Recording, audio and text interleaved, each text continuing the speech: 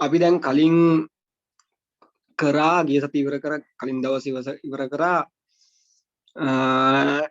රක්ෂණය කියන පාඩම.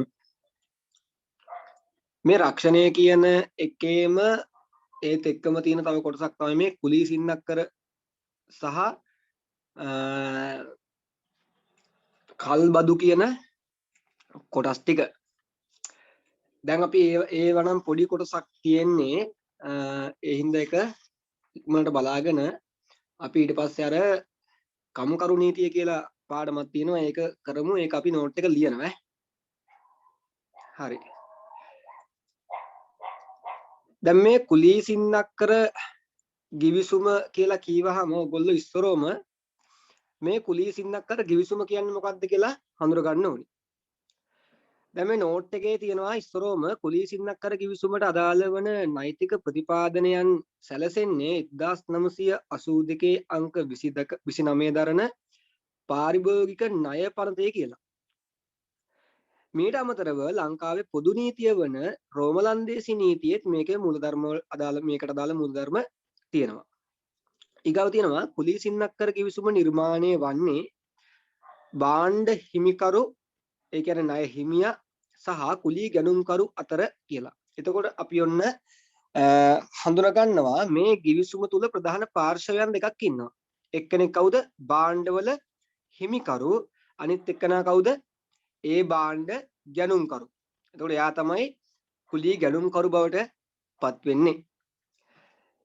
මෙවන් කිවිසුම් වලට බොහෝ විට වාජනය වන්නේ මෝටර රථ වන අතර කුලී ගැනුම්කරු විසින් කුලී පදනමින් දෙපාර්ශවය අතර එකඟතාවය ඇතිව නිශ්චය කරගත් මුදල් ප්‍රමාණයක් ගෙවා අවසන් කරන අවස්ථාවේදී අදාළ භාණ්ඩය ගැනුම්කරුට සින්නක්කරව හිමිවන පරිදි මෙම කිවිසුම අත්සන් කරයි. ඒ කියන්නේ කුලී සින්නක්කර ක්‍රමයට අපි හිතමුකෝ මෝටර රථයක් ගන්නවා කියලා.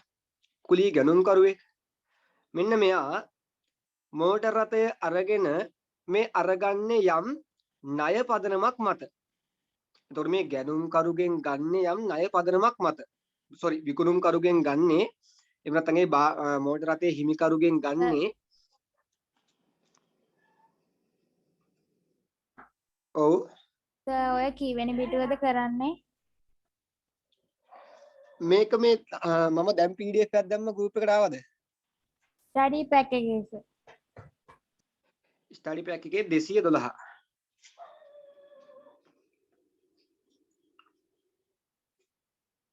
හරිද? හරි සර්. හරි.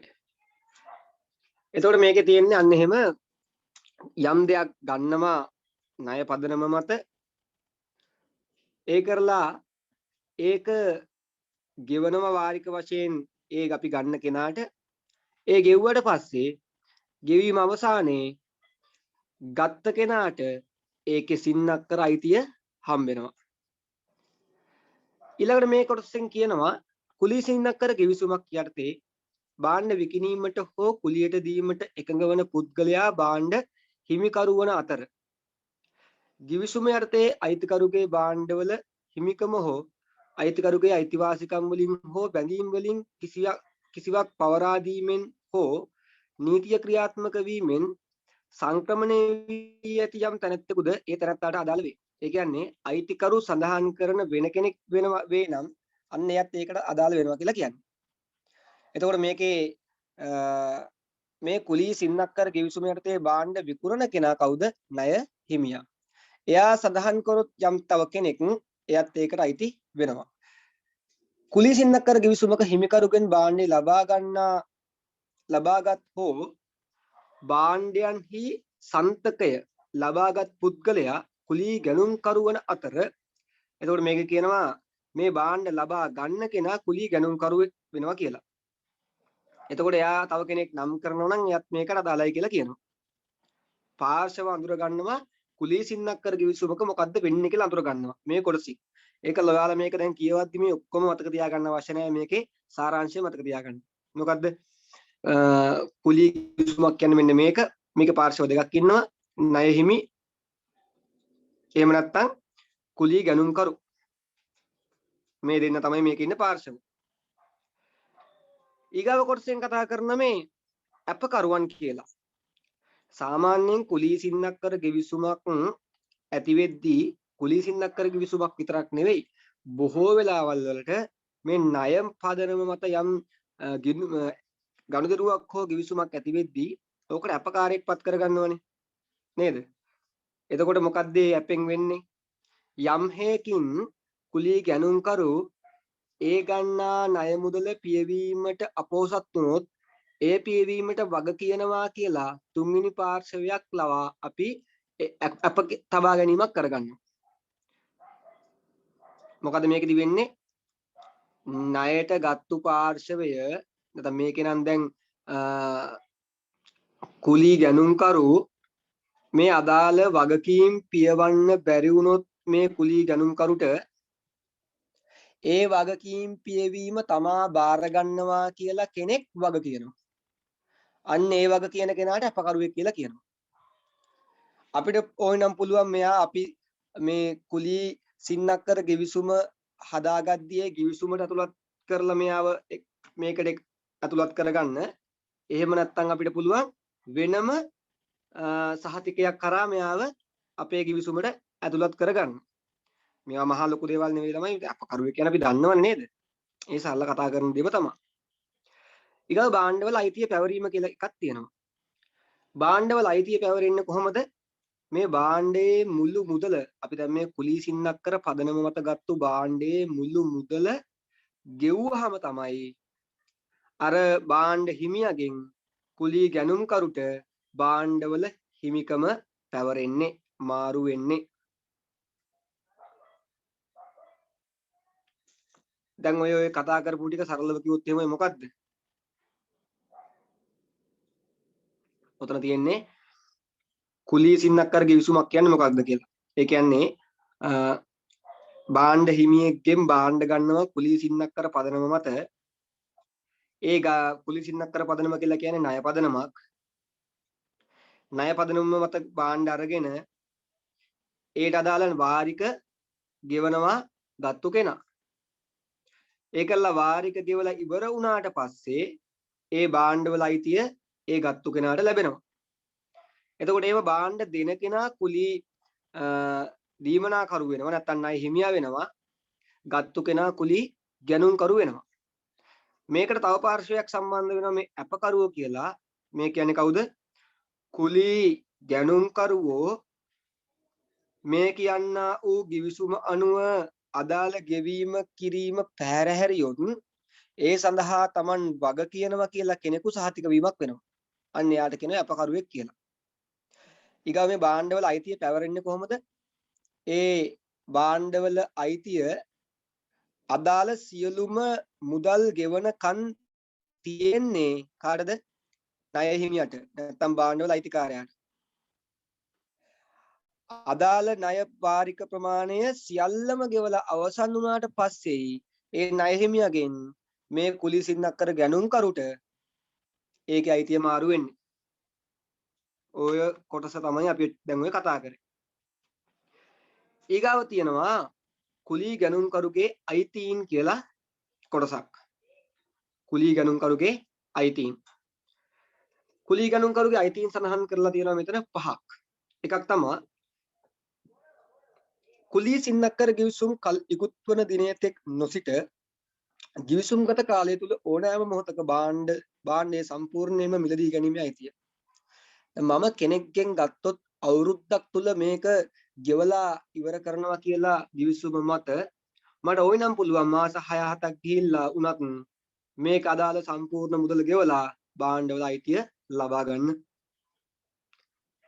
ඒ කියන්නේ මේ ඉවර වෙනකම් ඉන්න ඕනේ නැහැ. ඒක මගේ අයිතියක්. මට ඕන වෙලාවක ඒක ගෙවලා නිදහස් කරගන්න පුළුවන්.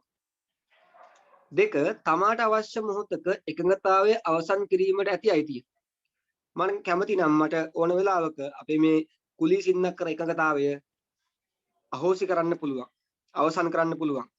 හැබැයි එහෙම කරන එක හරිම පාඩුයි. මොකද අර අපි ගියපු වාරික වලට අපිට සාධාරණයක් ඉෂ්ට වෙන්නේ නැහැ. ඊළඟ එක භාණ්ඩ හිමිකරු සමග කුලී සින්නක්කර givisum එකකට වඩා ක්‍රියාත්මක වන අවස්ථාවේදී ගෙවීම් තතු කිරීමට ගැනුම්කරුට අයිතියක් ඇත. ඒ කියන්නේ දැන් මේ කුලී භාණ්ඩ හිමිකරුගෙන් අපි භාණ්ඩ කීපයක් අරන් තියෙනවා කියමුකෝ. භාණ්ඩ කීපයක්. ඒ වගේ අවස්ථාවක අපි යම් ගෙවීමක් කරද්දී අපිට පුළුවන් ඒ කීපයක් ගත්තු එකෙන් ඕනම එකකට අදාළ ගෙවීමක් කරන්න. ඒ කියන්නේ ඔක්කොටම ගෙවීම් කරන්න ඕනි කියලා එකක් නැහැ. ඒ වලට අනිවාර්යෙන් මේකට ගෙවන්න ඕනි කියලා එකක් නැහැ. අපිට කැමති එකට අපිට ගෙවන්න පුළුවන්. අන්න එකයි මේ ගෙවීම් තතු කිරීමට ගැනුම්කරුට ඇති අයිතිය කියලා කියන්නේ. මේක එන්නේ කොයි වගේ වෙලාවකටද? අපි යම් භාණ්ඩ හිමිකරුවෙක්ගෙන් භාණ්ඩ කීපයක් ණයට අරන් තියෙද්දි. මේ ණයට කියන්නේ මේ සින්නකට මත අරන් තියෙද්දි. භාණ්ඩ එකක් අරන් තියෙද්දි මේක කරන්න බෑ. මේක කරන්න තිය අවශ්‍යත් නැහැ එකක් අරන් තියෙද්දි. ඊළඟ තමයි තමාගේ අභිප්‍රායන් එකඟතාවයට ඇතුළත් කිරීමට ඇති අයිතිය. හැබැයි මේක සාධාරණ වෙන්න ඕනේ. මට තියෙන හැකියාව මට තියෙන අභිප්‍රායන් මම ගිවිසුමට ඇතුළත් කරන්න මට ගිවිසුමට ඇතුළත් කරන්න අයිතියක් තියෙනවා. හැබැයි මේක එහෙමයි කියලා ණය හිමියට අසාධාරණ අවාසි වෙන ඒවා දාන්න බෑ. නීතියට පටහැනිව දාන්න බෑ. සාධාරණ නීතිමය යුක්ති සහගත දේවල් අපිට පුළුවන් අපේ අභිප්‍රායන් මේ එකඟතාවයට ඇතුළත් කරන්න. ඒක අපේ අයිතියක්. අන්තිම එක භාණ්ඩ හිමිකරු අදාළ භාණ්ඩයේ නැවත සන්තකයට ගෙන ඒ විකුණු විටක තමාට අය විය යුතු මුදල අය කර ගැනීමේ අයිතිය.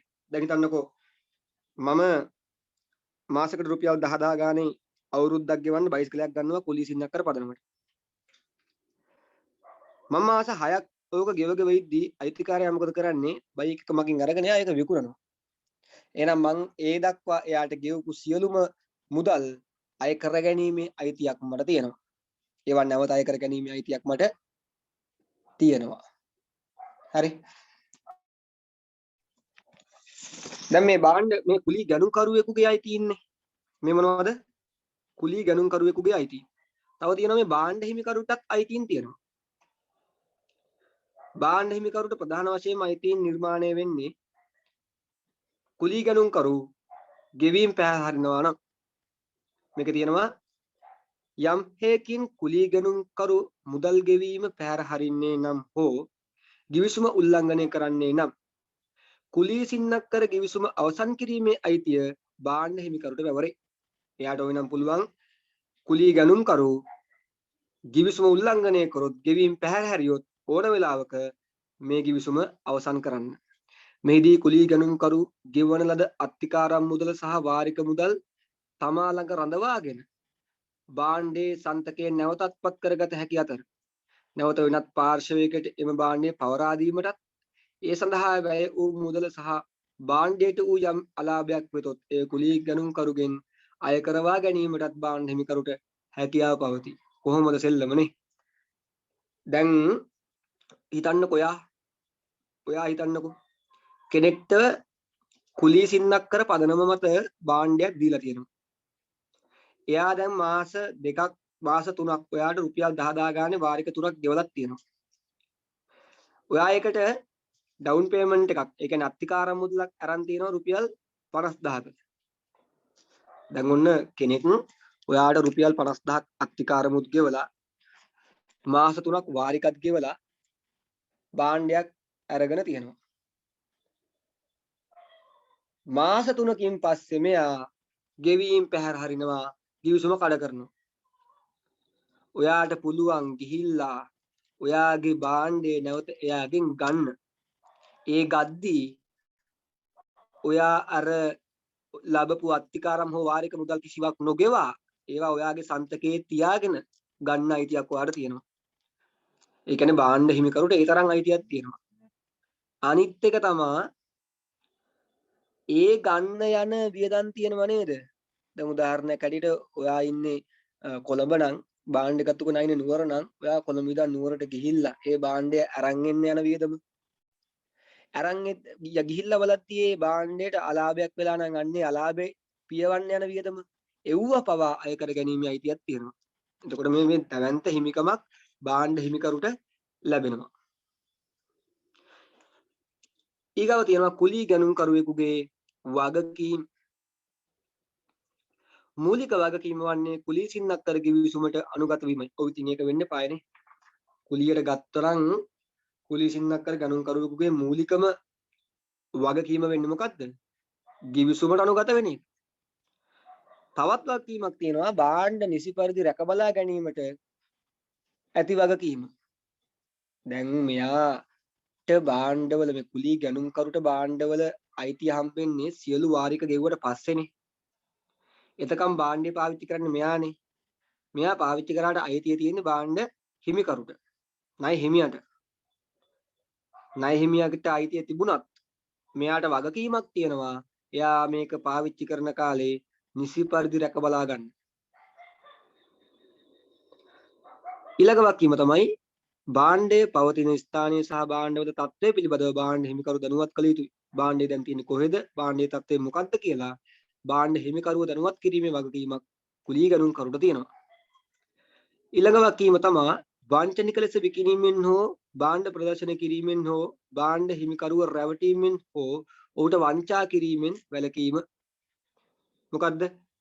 එයාට හොරෙන් විකුණන්න බෑ, ප්‍රදර්ශනයකට තියන්න බෑ, එයාව රවට්ටන්න බෑ, එයාට වංචා කරන්න බෑ. මේවා වගකීම්. කුලී ගණන්කරුවෙකුගේ වගකීම්. අන්තිම වගකීම තමයි භාණ්ඩය භාවිතා නොකිරීම නිසා සිදුවන සියලු හානි වෙනුවෙන් භාණ්ඩ හිමිකරු වෙත වන්දි ගෙවිය යුතු වීම. භාණ්ඩය භාවිතා නොකිරීම නිසා වන හානි තිබුණොත් එහෙම අන්න ඒකට වන්දිත් ගෙවන්න වෙනවා කාටද? කුලී ගණන්කරුට.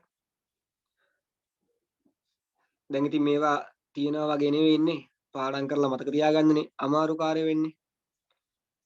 අපි බැලුවොත් එහෙම එක්සෑම් එකට මේ ලේසිම ප්‍රශ්න අහලා තියෙන පාඩමක් තමයි මේ රක්ෂණය කියලා කියන්නේ. ඒ වගේමයි රක්ෂණයත් එහෙමයි.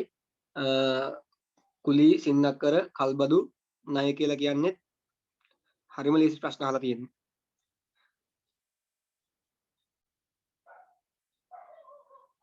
මේ කොටසේ අන්තිමට තියෙනවා භාණ්ඩ හිමිකරුගේ වගකීම්. දැන් අපි කලින් කතා කරේ කුලී ගණන්කරුගේ වගකීම්නේ. හිමිකරුගේ වගකීම් මොනවද? කුලී ගණන්කරු වෙත භාණ්ඩවල නිදර්ශක සහ තොරතුරු ලබා දීම පිණිස භාණ්ඩ හිමිකරුට වගකීමක් පවතී. භාණ්ඩ ගැන නිදර්ශක සහ තොරතුරු ලබා දීමේ වගකීම තියෙනවා කාටද? භාණ්ඩ හිමිකරුට. ඊළඟට මේකේ ප්‍රශ්නයක් අහලා තිනවා කුලී ගණන්කරුගේ අයිතීන් සහ වගකීම් මොනවද කියලා. අර කලින් අපි කතා කරපු ටිකම තමයි දෙන්නේ. කුලී ගණන්කරුවෙකුගේ අයිතීන් සහ වගකීම් දැන් කතා කරානේ ඊට කලින්. ඒ ටිකම තමයි එන්නේ.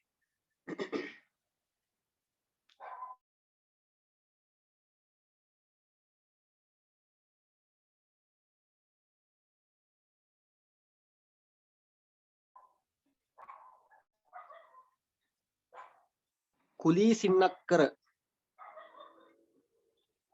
අපි ඊගාවට යනවා කල්බදු ගැන කතා කරන්න.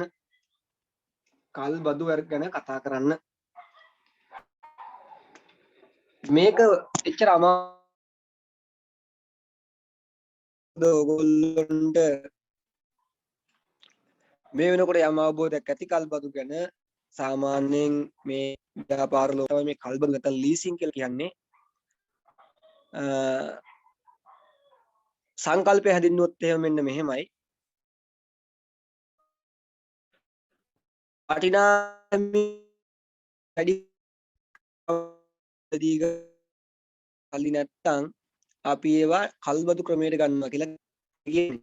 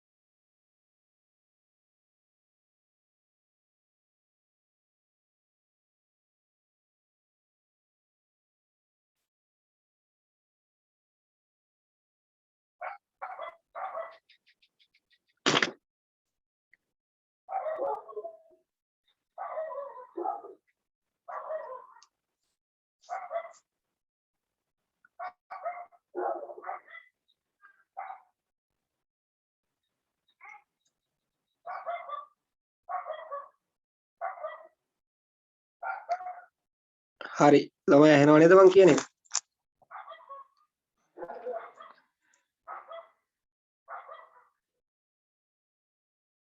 හරි. දැන් මොකද්ද එතකොට මේකෙදි වෙන්නේ? අපි යම් වත්කමක් මිලදී ගන්න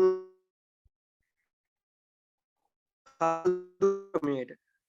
ඒ කියන්නේ අපිට ඒ වත්කම මිලදී ගැනීමට ප්‍රමාණවත් මුදලක් අතේ නැත්නම් අපි කල්බදු ක්‍රමයට යන්නේ.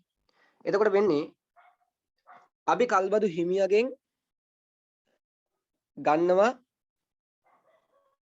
අදාළ වත්කම. ඒ මිලදී ඒ කල්බදු වත්කම ගත්තාම අපි යාට ඒ ගත් එක වෙනුවෙන් වාරික ගෙවීමක් කරනවා. දැන් ඕගොල්ලෝ ප්‍රශ්නයක් තියෙන්නේ කල්බදු හිමියගෙන්ද ගන්න නැත්නම් වෙන විකුණුම්කරුවෙක්ගෙන්ද කියලා. මෙහෙමයි. අවස්ථා දෙකයි.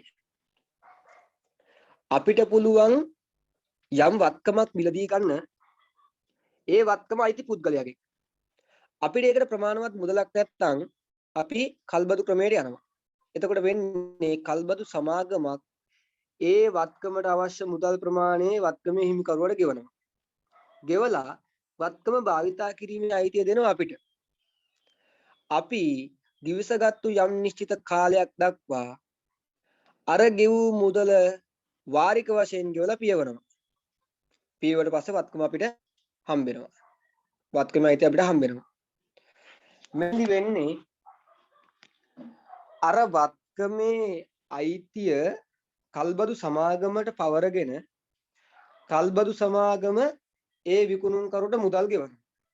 ඊගාවට කල්බදු සමාගම ඒ වත්කම අපිට දෙනවා පාවිච්චි කරන්න වාරික විදියට අර එයා විකුණුම්කරුට ගෙවූ මුදල් ප්‍රමාණය ගෙවලා ඊට පස්සේ පුළුවන් අපිට ඒ අයිතිය ලබා ගන්න. ඒ වත්කමේ අයිතිය ලබා ගන්න. එතකොට මේකේ විශේෂයෙන්ම වැදගත් වෙනවා කල්බදු වර්ග ටික.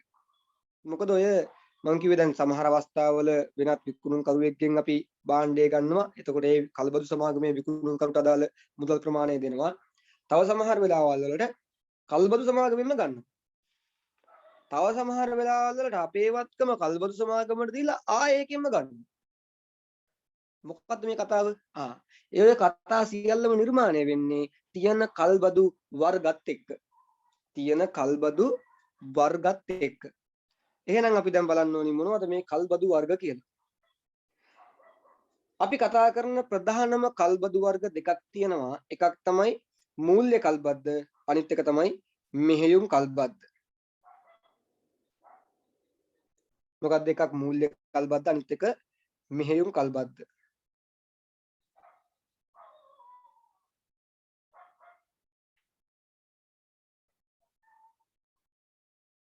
හරි. මූල්‍ය කල්බද්ද කියලා කියන්නේ සාමාන්‍යයෙන් අපි කතා කරන කල්බද්ද. මේකෙදි වෙන්නේ මොකක් හරි භාණ්ඩයක් එහෙම නැත්නම් දේපලක් අපි කල්බදු ක්‍රමයට ගන්නවා. ඒ කියන්නේ අපි මේ භාණ්ඩය හෝ දේපල භාවිතයට අපි ගන්නවා. හැබැයි අයිතිය තියෙන්නේ කල්බදු සමාගමට. ඊගාවට අපි කිවිසගත්තු යම් නිශ්චිත කාලයක් වාරික වශයෙන් ඒ වත්කමට අදාළ මුදල් ගෙවීම කරලා වත්කමේ අයිතිය අපි ලබා ගන්නවා. මේකේ වැදගත්ම දේ තමයි මේ වත්කමට අදාළ වන සියලුම අවදානම් ඒ වගේමයි වාසි අවදානම් වගේම වාසි දෙකම කල්බදු ගණුම් කරුට පැවරෙනවා. මම මෝටර රථයක් ගන්නවා කල්බදු ක්‍රමයට, මූල්‍ය කල්බදු ක්‍රමයට. එතකොට වෙන්නේ මම මෝටර රථය ගන්නේ ඒ කියන පුද්ගලයෙක්ගෙන් කියලා හිතමුකෝ. ලක්ෂ 10යි. මගේ අතේ තියෙන ලක්ෂ 3යි. මෝටර රථේ ලක්ෂ 10යි. මම මොකද කරන්නේ? මම කල්බදු ක්‍රමයට ගිහිල්ලා මේක ගන්නවා. එතකොට මගේ අතින් රුපියල් ලක්ෂ 3ක් දුන්නාම තව ලක්ෂ 7ක්ම දීනේ. ඒ ලක්ෂ 7 තමයි මම මූල්‍ය කල්බදු ක්‍රමයට ගන්නෙ. එතෙන්දි වෙන්නේ මූල්‍ය කල්බදු සමාගමක් අර ඉතුරු ලක්ෂ 7 ඒ මෝටර රථේ විකුණුම් කරුට ලබා දෙනවා. දැන් ඔන්න විකුණුම් කරු ඉන්නවා ඒ මෝටර රථේ රුපියල් ලක්ෂ 10යි. මගේ අතේ තියෙන 3යි. ඉතුරු ලක්ෂ 7 දෙන්නේ කවුද? කල්බදු සමාගම. කල්බදු සමාගමට ඒ වෙනුවට ඒ මෝටර රථේ අයිතිය හිමි වෙනවා. හැබැයි ඒක භාවිතා කිරීමේ අයිතිය ඉන්නේ අපිට. මෝටර රථයේ හිමිකම යනවා කල්බදු සමාගමට. ඒක භාවිතා කිරීමේ අයිතිය ඉන්නේ අපිට. මම මොකද කරන්නේ? givisagatu කාලයක් දක්වා givisagatu යම් වාරිකයක් යම් මුදල් ප්‍රමාණයක් වාරික වශයෙන් අර කල්බදු සමාගමට ගෙවලා අවසාන වාරිකයක් ගෙවුවට පස්සේ ඒකේ අයිතියත් මට ගන්නවා. දැන් කලින් අයිතිය තිබ්බේ මූල්‍ය මේ කල්බදු සමාගමට භාවිතේනේ මට තිබ්බේ. අවසාන වාරිකයක් givisagatu එකඟ වෙච්ච අවසාන වාරිකයක් ගෙවුවට පස්සේ කල්බදු සමාගමට ඒකේ අයිතියත් ඔන්න මට හම්බ වෙනවා. මේකේ වැදගත්ම දේ තමයි ඔය කාලය තුල ඔය මෝටර රථය හැප්පුණොත් එහෙම හානි වුණොත් එහෙම ඒකේ අවදානම අවාසියත් මම බාරගන්නේ මට බාර ගන්න වෙනවා. අනිත් අතට ඒ මෝටර රථයේ මිල වෙළඳපොළ මිල වැඩිවීමක් සිද්ධ වුණොත් මට පුළුවන් ඒ වැඩි මිලට විකුණලා ඒ වාසිය මට ගන්න. අවදානම් සහ වාසි කියන දෙකම මට හිමි වෙනවා. ඔය මොකද්ද? මූල්‍ය කල්බද්ද. හැබැයි මෙහෙයුම් කල්බද්ද ඊට වැඩිය වෙනස්. මෙහෙයුම් කල්බද්දේදී වෙන්නේ අපි කල්බදු සමාගමකින් යම් වත්කමක් මිලදී ගන්නවා භාවිතා කිරීමට යම් වාරික ප්‍රමාණයක් ගෙවීමට එකඟ වෙලා. මේකෙදී වාරික ගෙවීම අවසානයේ කල්බද්දේ හිමිකම අපිට අයිති වෙන්නේ නැහැ. ඒ අදාළ වත්කමේ හිමිකම අපිට අයිති වෙන්නේ නැහැ. ඒක නැවත යනවා කල්බදු සමාගමටම. අපිට භාවිතා කිරීමේ අයිතියක් පමණයි හිමි වෙන්නේ. එතකොට ඒකේ වාරික දැන් මූල්‍ය කල්බද්දේදී මොකද උනේ? වාරික ඉවර වුණාට පස්සේ අයිති අපිට හම්බුණානේ. හැබැයි මෙහෙයුම් කල්බද්දේදී ඒක අපිට එන්නේ නැහැ. මම උදාහරණයක් කියන්නම්. මම කල්බදු සමාගමකින් මෝටර රථයක් ගන්නවා මෙහෙයුම් කල්බද්ද යටතේ. මං ගන්න අවුරුදු දෙකකට මාසෙකට රුපියල් 10000යි. මම මාසෙකට රුපියල් 10000 ගානේ මාස 24ක් අවුරුදු දෙකක් ගෙවනවා. ගෙවලා වාහනේ නැවත දෙන්න ඕනේ කාටද? කල්බදු සමාගමට. මේකෙදි වෙන්නේ අර කලින් කතා කරානේ අවදානම් සහ වාසි ගැඩුම් කරුට පැවරෙනවා කියලා. මේකෙදි එහෙම දෙයක් වෙන්නේ නැහැ. අවදානම් සහ වාසි කාටද යන්නේ? කල්බදු සමාගමට. දැන් මේකට අනතුරක් සිද්ධ වුණොත් එහෙම කල්බදු සමාගමම මේකට රක්ෂණාවරණයක් දාලා තියෙනවා. එතකොට ඒ රක්ෂණය ඒගොල්ලෝ ඒ අවදානම පියවා ගැනීමක් කරගන්නවා. අනික් අතට වෙළඳපොළ අගය ඉහළ ගිහිල්ලා මෝටර රථයේ වටිනාකම වැඩි වුණොත් එහෙම මට බෑ විකුණලා ඒ වැඩි මිලට විකුණලා ඒ වැඩි වෙන ගාන ගන්න. ඒක ගැනීමේ අයිතිය තියෙන කාටද? කල්බදු සමාගමට. එතකොට මෙහෙයුම් මූල්‍ය කල්බද්දේ මෙහෙයුම් කල්බද්දේ වෙනස්කම් ප්‍රධාන වශයෙන් තියෙන්නේ මූල්‍ය කල්බද්දේදී වාරික අවසන් කිරීමෙන් පසුව අයිතිය අපිට හම්බ වෙනවා. හැබැයි මෙහෙයුම් එකේදී හම්බෙන්නේ නැහැ. මූල්‍ය කල්බද්දේදී කල්බද් ඒ අදාළ වත්කම සම්බන්ධයෙන් අවදානම් සහ වාසි අපිට හම්බ වෙනවා. හැබැයි මෙහෙයුම් කල්බද්දේදී අවදානම් සහ වාසි අපිට හම්බෙන්නේ නැහැ. ඔය මොකද්ද? මෙහෙයුම් කල්බද්ද. තව කල්බදු වර්ගයක් තියෙනවා විකුණා ආපසු ගැනීමේ කල්බද්ද කියලා. එතකොට මේක ටියුට් එකේ තියෙන්නේ sale and lease back leasing කියලා. විකුණා ආපසු ගැනීමේ කල්බද්ද. දැන් හිතන්නකෝ මං ගාව තියෙනවා ලොකු ලොරියක් මගේ ව්‍යාපාරේ. මේ ලොරියට මම රුපියල් ලක්ෂ 20ක් වැය කරලා තියෙනවා. මම මේ ලොරියට වැය එකවරම රුපියල් ලක්ෂ 20ක් වැය කරලා මම ව්‍යාපාරය කරගෙන යද්දි මට දැන් මූල්‍ය ගැටලුවක් මතුවලා තියෙනවා. මට දැන් සල්ලි ඕනි. මම මොකද කරන්නේ? මේ ලොරිය කල්බදු සමාගමකට විකුණලා ඒ ලොරිය නැවත මමම ගන්නවා භාවිතා කරන්න. මොකද ලොරිය නැතුව ව්‍යාපාරය කරන්නත් බෑනේ. දැන් මේක හොඳ ඔප්ෂන් එකක් නේ ඇත්තටම. ලක්ෂ 20ක් දීලා ලොරියක් ගත්තා. මොකද ව්‍යාපාරේ කරන්න ලොරිය ඕනිමයි. ව්‍යාපාරය කරන්න මොකද සමහර මිනිස්සු ඉන්නවා ලොරියක් හරි වාහනයක් හරි විකුණන්න දැම්මට එයාලා ෆිනෑන්ස් ක්‍රමයට ගන්න කැමති නැහැ. දෙන්න කැමති නැහැ වාහනේ. දැන් ඔය Facebook එකේ ඉක්මන් එකේ එහෙම තියෙනවා කෑෂ් ඔන්ලි කියලා. ඒ කියන්නේ එයාලට ෆිනෑන්ස් ක්‍රමයට මොකද ෆිනෑන්ස් ක්‍රමයට වාහන ගද්දී ෆිනෑන්ස් එකෙන් ඇවිල්ලා ෆොටෝ ගහගෙන ගිහලා වැලියුේෂන් අරගෙන ඇග්‍රීමන්ට් අත්සන් කරලා ආය ඇවිල්ලා එයාලට දෙනවා ඊට පස්සේ මේ ඩොකියුමන්ට් ටික ඊට කර සල්ලි හම්බෙන්න තව සතියක් විතර යනවා. සමහර මිනිස්සු කැමති නෑ ඒ ලීස් ක්‍රමයට තමන්ගේ වාහනේ විකුණන්න. මේකේ වාදයක් කියලා. දැන් ඔයාලා හිතන්නකෝ දැන් මම ලොරියක් ගන්න යනවා ලොරිය රුපියල් ලක්ෂ 20යි. ඒ මනුස්සයා කැමති නෑ ඒක ලීසින් කරලා දෙන්න. කෑෂ් කරන්න කැමති. අත්පිට මුදල දෙන්න. මම මොකද කරන්නේ? ලක්ෂ 20ක් අත්පිට මුදලට දීලා ලොරිය ගන්නවා මට. අරගෙන මම නැවත විකුණනවා කාටද? කල්බදු සමාගමට. විකුණලා කල්බදු සමාගමෙන්ම ලොරිය මං ආයෙ ගන්නවා බදු ක්‍රමයට. ඒක කරලා මම වාරික වශයෙන් මම විකුණපු ගාන ගෙවලා නැවත ලොරිය අයිතිය මට ගන්නවා. මේකෙදි වෙන්නේ දැන් අර කලින් අවස්ථාවේදී මූල්‍ය කල්බදෙදි වෙන්නේ කොහොමද? අපි වාහනයක් ගන්නවා. එතකොට ඒකට අදාළ මුදල් ප්‍රමාණය කල්බදු සමාගම ගෙවනවා. මේකෙදි වෙන්නේ එහෙම නෙවෙයි. එයාගෙන් ඒ තෙවන පාර්ශවයකින් මෝටර රථය විකුණන කෙනාගෙන් මම අරගෙන නැත්තම් මංගාව තියෙන එකක් හරි මම විකුණනවා කාටද? කල්බදු සමාගමට. ලක්ෂ 20කට. දැන් කල්බදු සමාගම මට දෙනවා ලක්ෂ 20ක්. ඒකලා 20ෙන් මම අර ව්‍යාපාර වල ටික කරනවා. ඒ අතර මම ඔය ලක්ෂ 20 වාරික වශයෙන් නැවත කල්බදු සමාගමට ගෙවනවා. ගෙවලා අවසන් වාරිකයක් ගෙවුවට පස්සේ නැවත ඒ ලොරිය හිමිකමත් මට හම්බ වෙනවා. දැන් කලින් උනේ කොහමද? කලින් උනේ භාවිතේ විතරක් හම්බෙන එකනේ.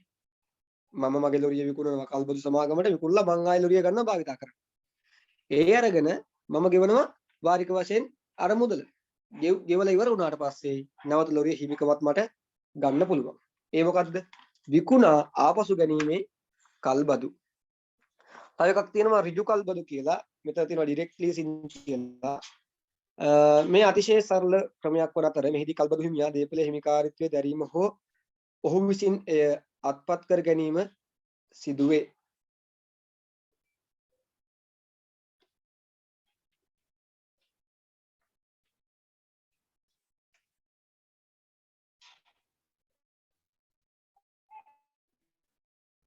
හරි. මේකෙදි වෙන්නේ 8 3 2 4 හරි. මේකෙදි වෙන්නේ කල්බදු හිමියා මොකද කරන්නේ? දේපලේ හිමිකාරීත්වයේ දැරීම හෝ ඔහු විසින් අත්පත් කර ගැනීමක් සිදු වෙනවා. භාවිතා කරන් දීලා අයිතිය ගන්න. මේක එච්චර ලොකු කාරණයක් නෙවෙයි. ඊගාව තියෙනවා සිංගල් ඉන්වෙස්ටර් ලීසින්. බදු දීමනාකරු සහ බදු ගණුම්කරු ලෙස මෙහි පාර්ශවයන් දැකගත හැක. කලින් එකේ වගේම දීමනාකරුවෙකුත් ඉන්නවා ගණුම්කරුවෙකුත් ඉන්නවා. මෙහිදී යම් දේපලක් හෝ උපකරණයක් මිලට ගැනීමට බදු දීමනාකරු විසින් මුදල් සම්පාදනය කරන අතර භාණ්ඩයේ විකුණන පුද්ගලයා මෙතන ණය හිමියා මුදල් අය කරගත යුත්තේ බදු ගණුම්කරුගෙන් නොව බදු දීමනාකරුගෙනි. නමුත් බදු දීමනාකරු අදාළ ගෙවීම පැහැර හරින ලද තත්වයක් පැහැර හරින ලද නම් තත්ත්වයේ ගණුම්කරු අදාළ කල්බදු ණය වාරික බදු දීමනාකරු වෙත පමණක් ගෙවිය යුතුය.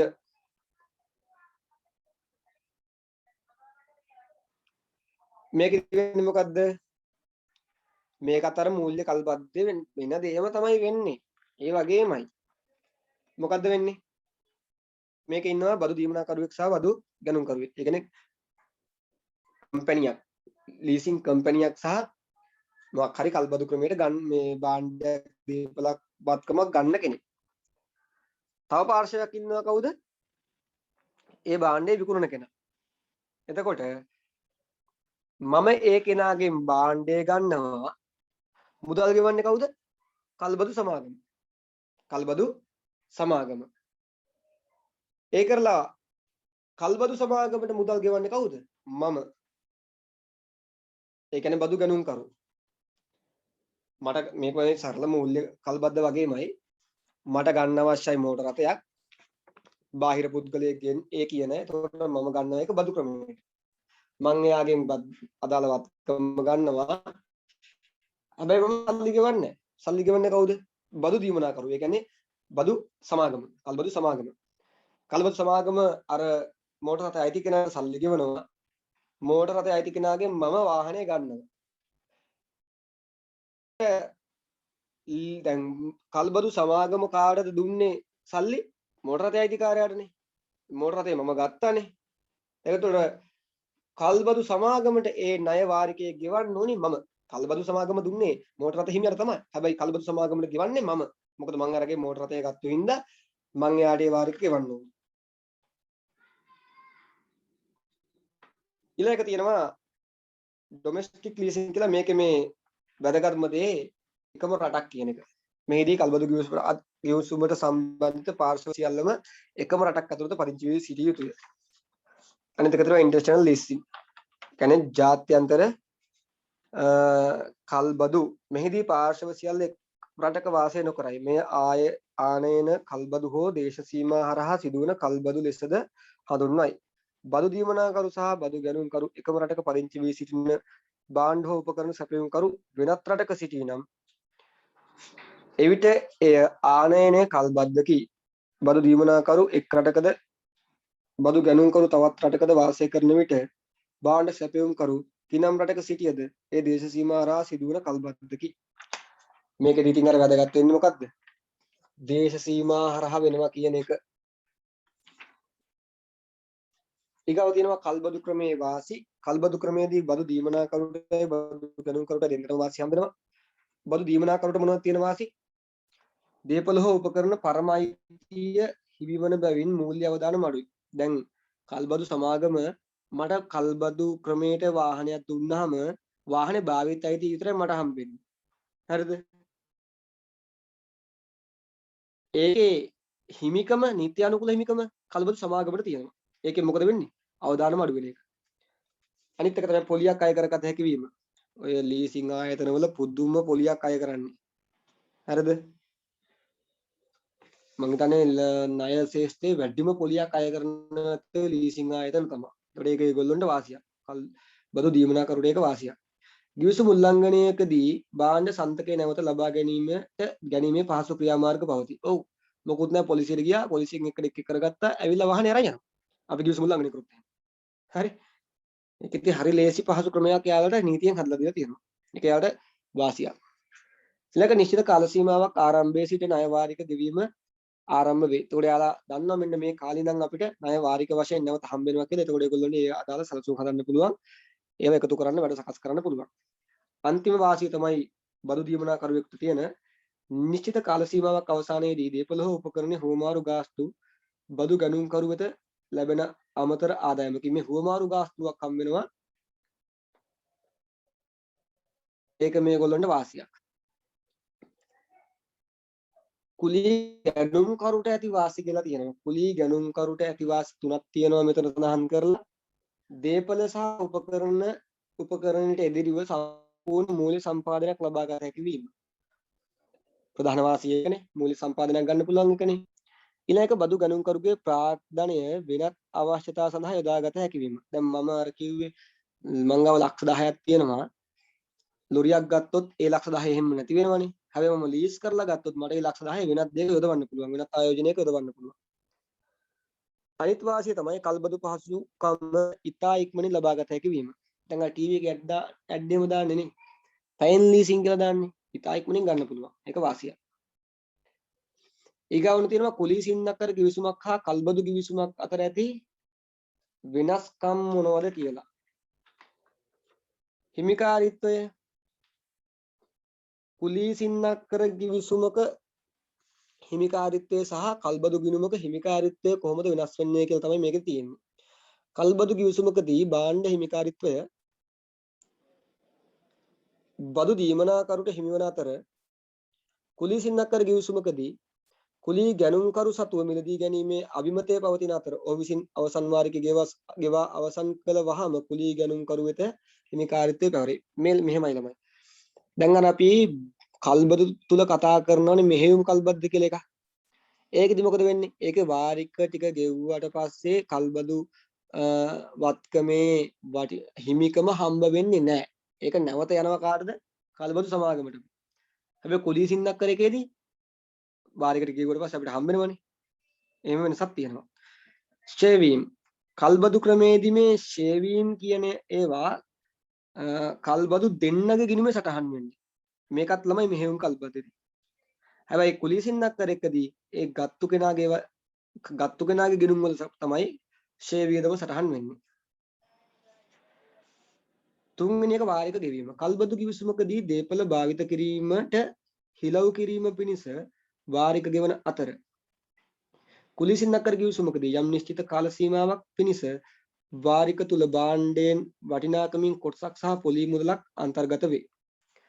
දැන් අපි කල්බදු කිවිසුමකදී දීපල භාවිතා කිරීමට හිලව් කිරීමක්. මේකත් තියෙන මූලික මෙහෙයුම් කල්බද්දේ. අර භාවිතා කරනවා වෙනුවට තමයි කල්බදු වාරිකයක් අපි ගෙවන්නේ මෙහෙයුම් කල්බද්දේදී. හැබැයි කුලී සින්නක්කරෙක්කදී ඒකේ අපි අයිතිය ලබා ගැනීම උදෙසා තමයි ගෙවන්නේ. භාවිතා කිරීම උදෙසා නෙමෙයි අයිතිය ලබා ගැනීම උදෙසා.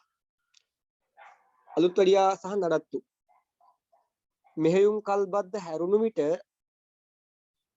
කල්බදු කිවිසුම් වලදී අලුත් වැඩියා සඳහා වගකීමැත්තේ බදු ගැනුම් කරුටයි.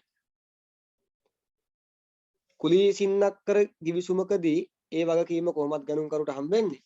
හැබැයි කල්බදු කිවිසුමකදී සාමාන්‍යයෙන් අපි කතා කරන්නේ මෙහෙයුම් කල්බද්දේදී විතරයි ඒක බදු දීමනා කරුට යන්නේ. නඩත්තු වියදම් බදු දීමනා කරු දරන්න ඕනේ මෙහෙයුම් කල්බද්දේදී විතරයි. එතකොට ඔන්නෝම කාරණා ටිකක් තියෙනවා මේ කල්බදු සහ කුලී සින්නක්කර කියන එකේ. මේක ටිකක් නේද හරි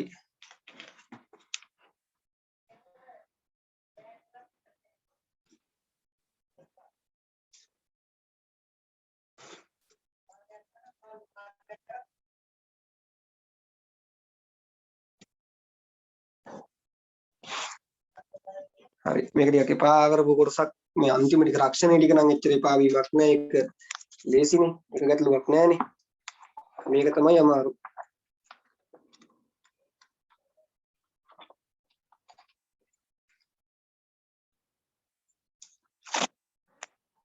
දැන් මේ ඊට පස්සේ තියෙන පාඩම ලේසි මොකද ඊට පස්සේ තියෙන්නේ කම්කරු නීතිය ලේසි කම්කරු නීතියේදී මම ඕගොල්ලොන්ට අර දාන්නේ නෑ PDF එකක් නෝට් එක ලියන්න තියෙන්නේ මොකද කම්කරු නීතිය කියන එක අපි ටිකක් බර දාලා මේ කරමු මේකෙත් අනිවාර්යෙන් ලකුණු ගන්න පුළුවන් විභාගෙට හරිද දැන් ඔච්චරලා අහන්න ඉන්නේ අහන්නලා ඉපත් වෙලා ඉන්නේ ඉතින් අපි පොඩ්ඩක් ලියන්නත් පටන් ගමු හරි මම එහෙනම් විනාඩි කිහිපයක්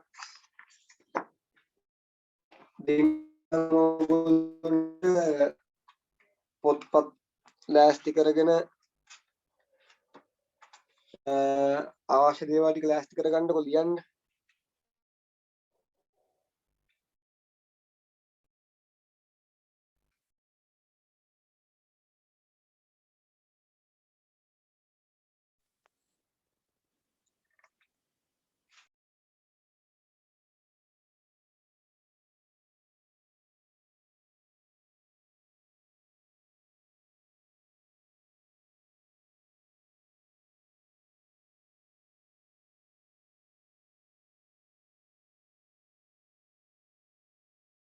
මේක අර තරම් අවුලක් කලින් පාඩම වගේ පාඩමක් නෙවෙයි මේක ඊට වැඩිය ලොකු පාඩමක් සහ විභාගෙට ලේසියෙන් ලකුණු ගන්න පුළුවන් පාඩම තමයි කම්කරු නීති ලියා ගන්න පාඩමේ නම කම්කරු නීතිය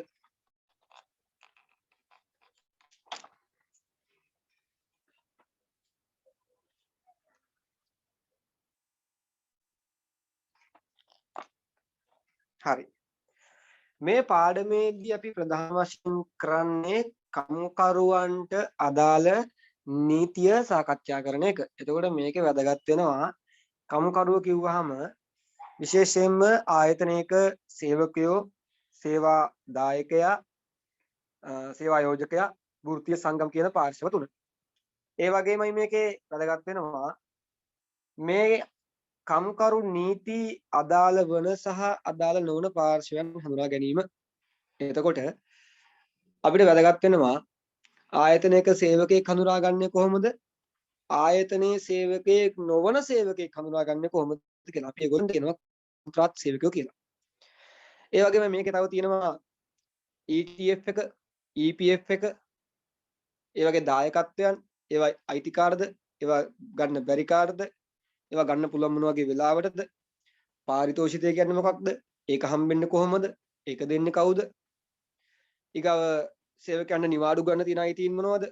සහ සේවකයන් තියෙන වෙනත් අයිතීන් මොනවද? සේවකයෝගේ යුතුකම් සහ වගකීම් මොනවද කියන කාරණා ටික.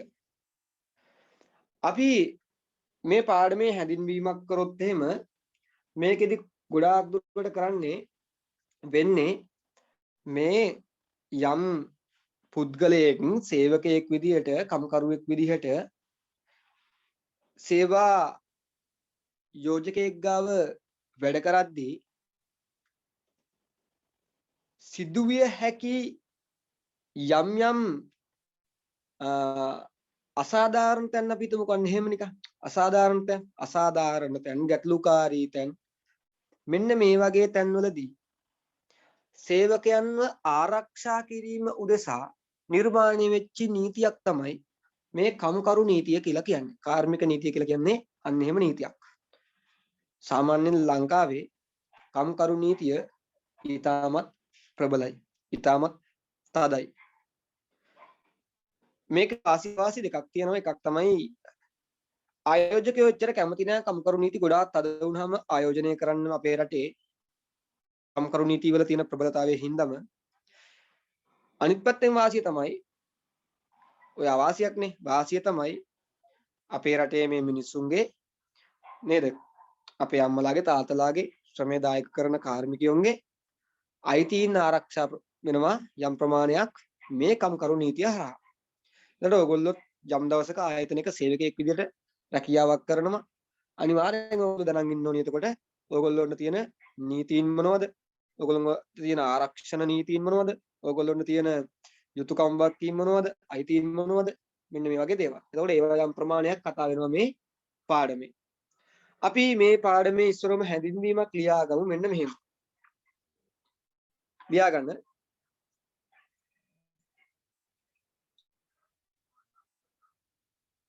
කාර්මික නීතිය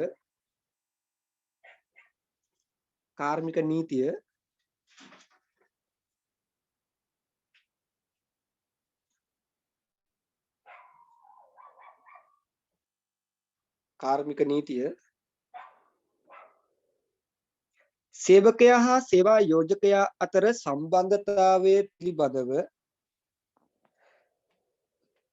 සේවකයා සහ සේවා යෝජකයා අතර සම්බන්ධතාවය පිළිබඳව සේවකයා සහ සේවා යෝජකයා අතර සම්බන්ධතාවය පිළිබඳව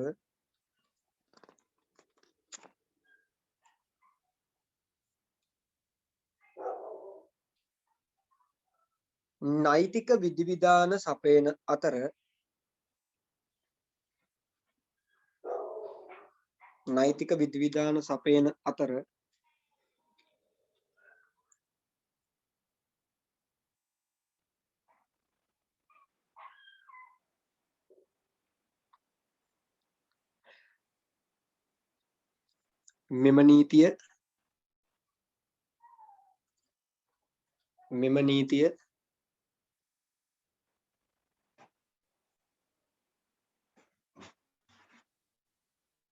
මෙම නීතිය සේවකයන්ට සේවා යෝජකයන්ට සහ වෘත්තීය සමිතිවලට අදාළ වේ. සේවකයන්ට සේවා යෝජකයන්ට සහ වෘත්තීය සමිති වලට අදාළ වේ.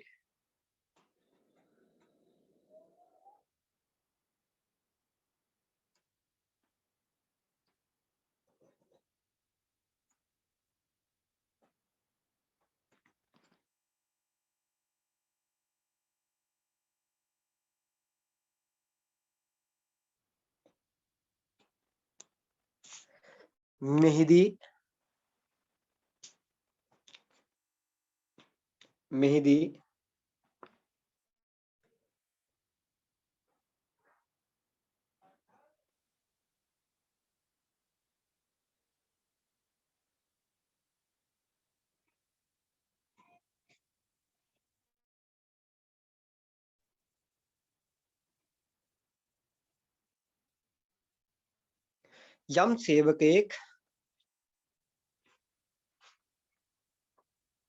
යම් සේවකයෙක්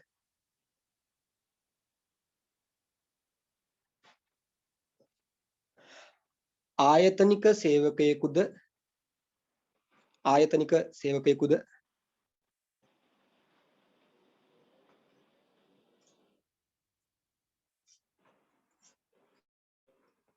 ආයතනික සේවකයෙකුද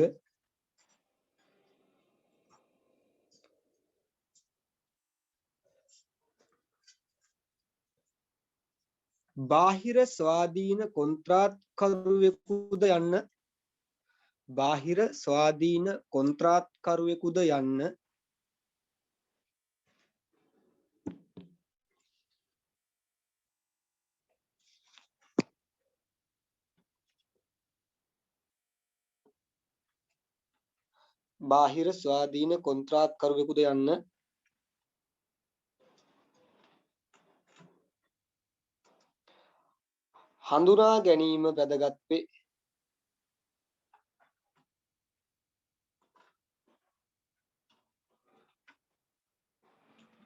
හඳුනා ගැනීම වැදගත් වේ.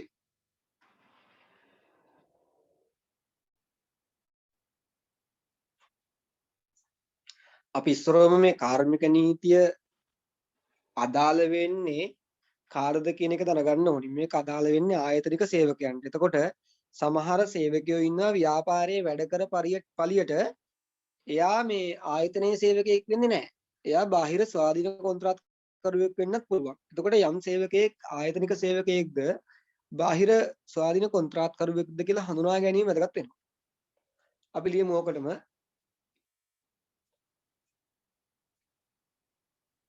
සේවකයෙකු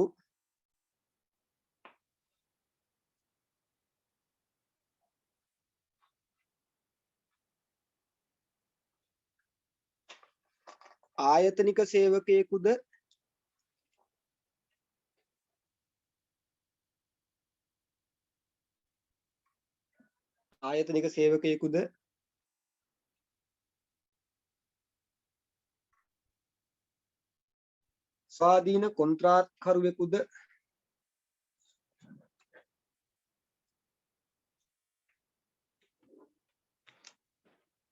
ස්වාධීන කොන්ත්‍රාත්කරුවෙකුද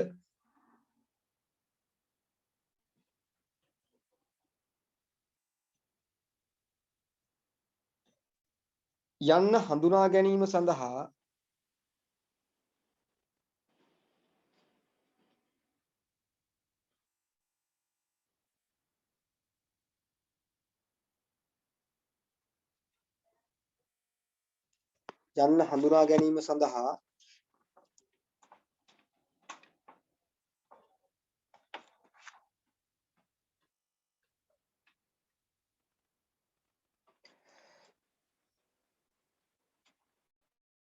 යොදාගත හැකි පරීක්ෂණයන්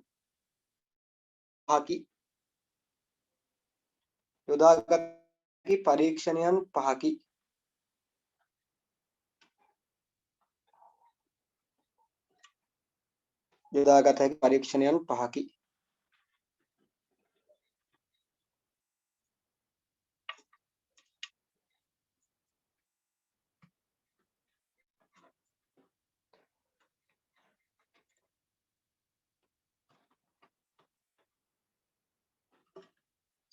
ඒවා පහත පරිදි හඳුනාගත හැක.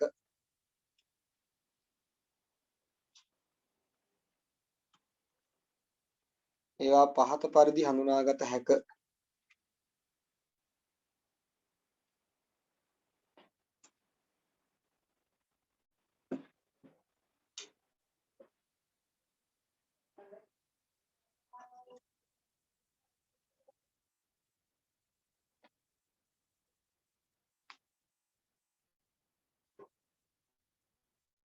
ලියමු මේ පරීක්ෂණ පහ දැන් අපි පල්ලෙහාට මේක මේ පාඩමේ අතිශය වැදගත් කොටසක් ඈ. ලියමු එක පාලනය පිළිබඳ පරීක්ෂණය.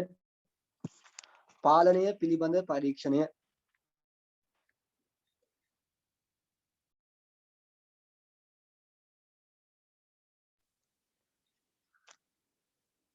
පාලනය පිළිබඳ පරීක්ෂණය.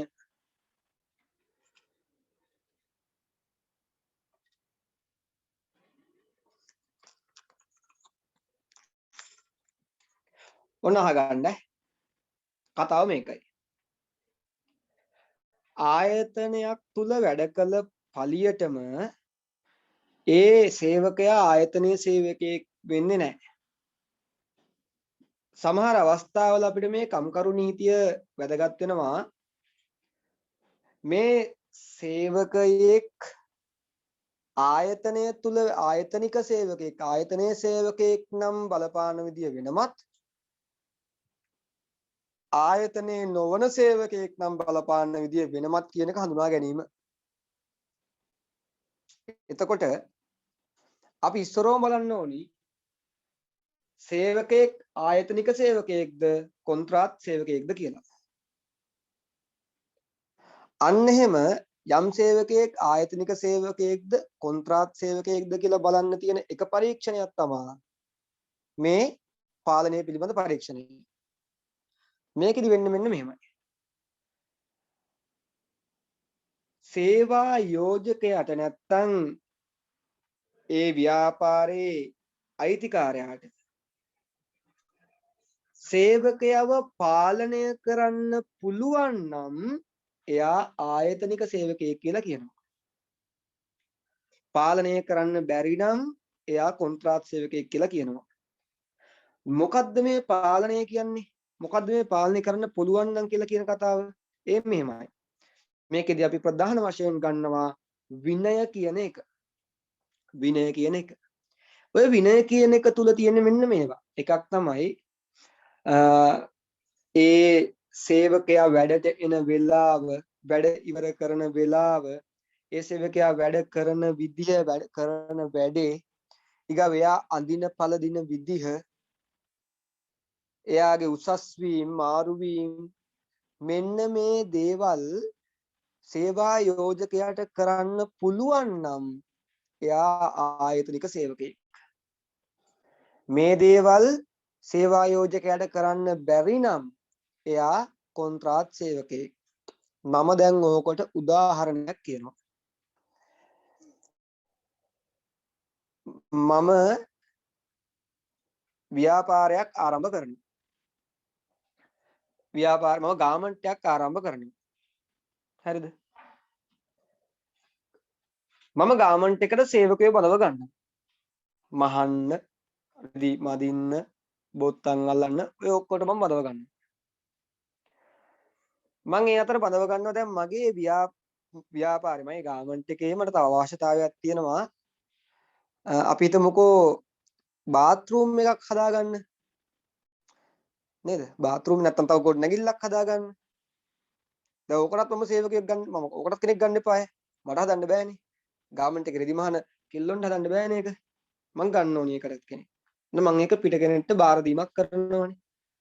එතකොට යාවිල්ලා මගේ ආයතනේ වැඩ කරනවා. දැන් රෙදි මහන කට්ටියත් මගේ ආයතනේ වැඩ කරන්නේ අර බාත්රූම් එක හදන කෙනත් මගේ ආයතනේ වැඩ කරන්නේ.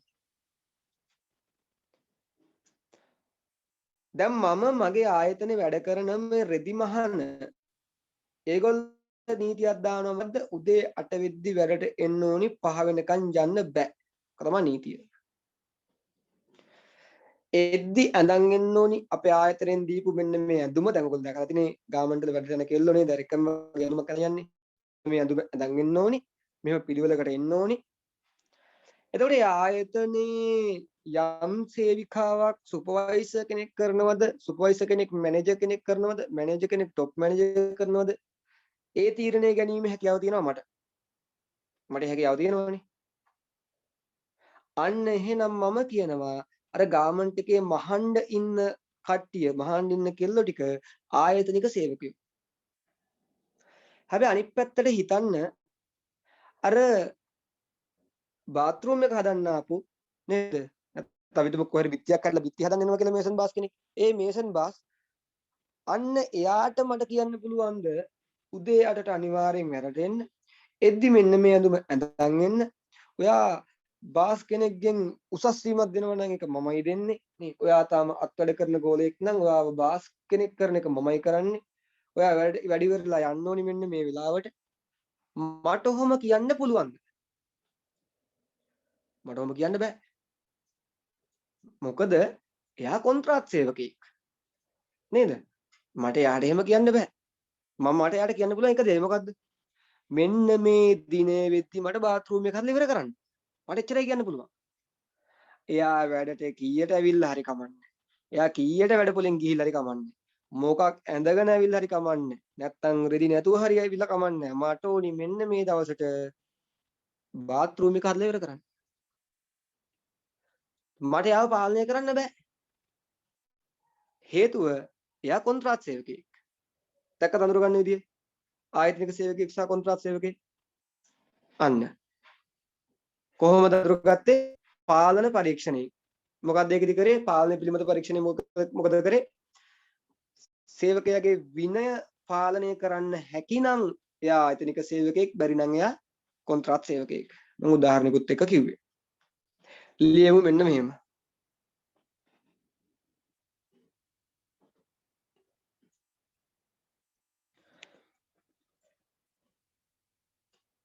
සේවකයෙකු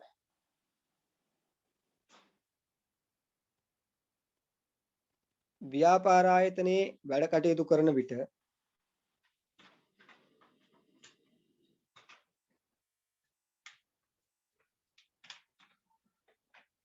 සේවකයෙකු ව්‍යාපාර ආයතනයේ වැඩ කටයුතු කරන විට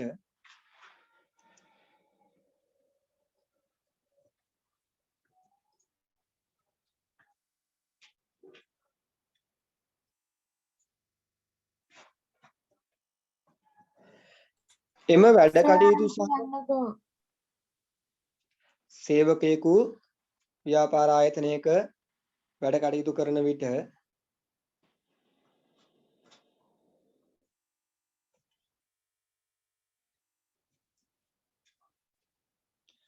සේවකයෙකු ව්‍යාපාර ආයතනයක වැඩ කටයුතු කරන විට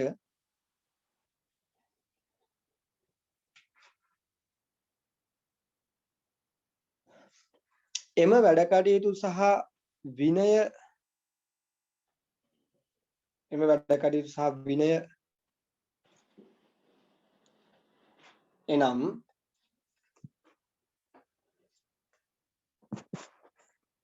එනම්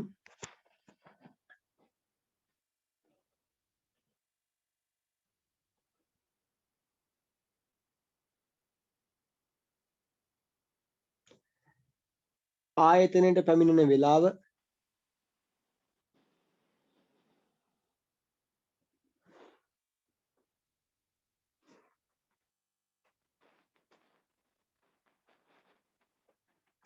ආයතනයට පැමිණෙන වේලාව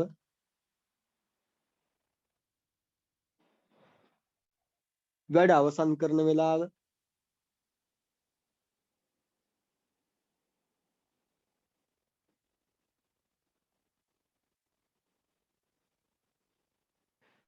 ඇඳුම් පැළඳුම්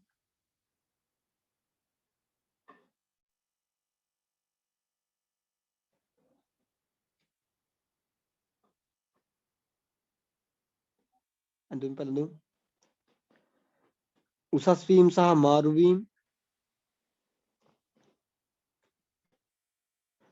වීම සහ මාරු වීම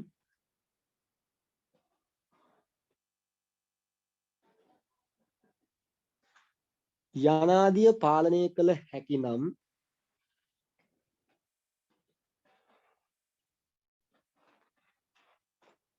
යනාදිය පාලනය කළ හැකි නම්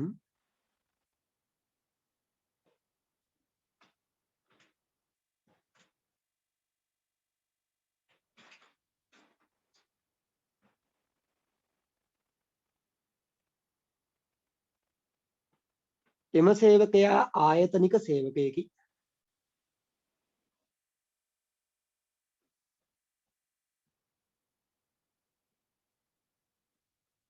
එම සේවකයෙකි.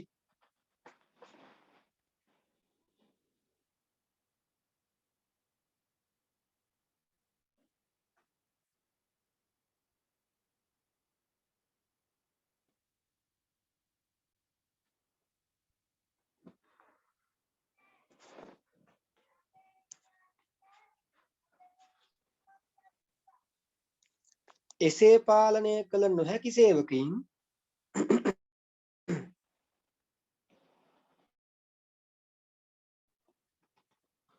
එසේ පාලනය කළ නොහැකි සේවකයින්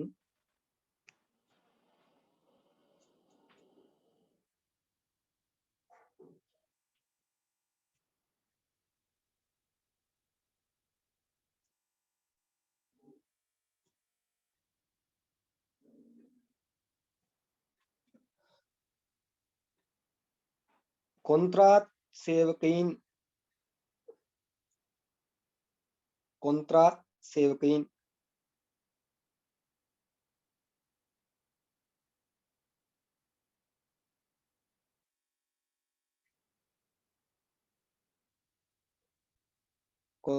සේවකයින් ද වේ. කොන්ත්‍රාත් සේවකයින් ද වේ.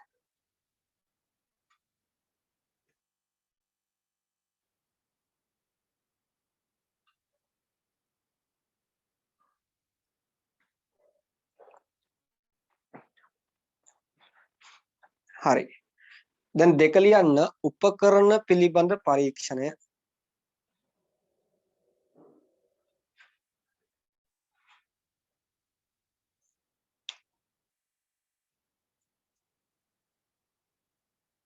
උපකරණ පිළිබඳ පරීක්ෂණය.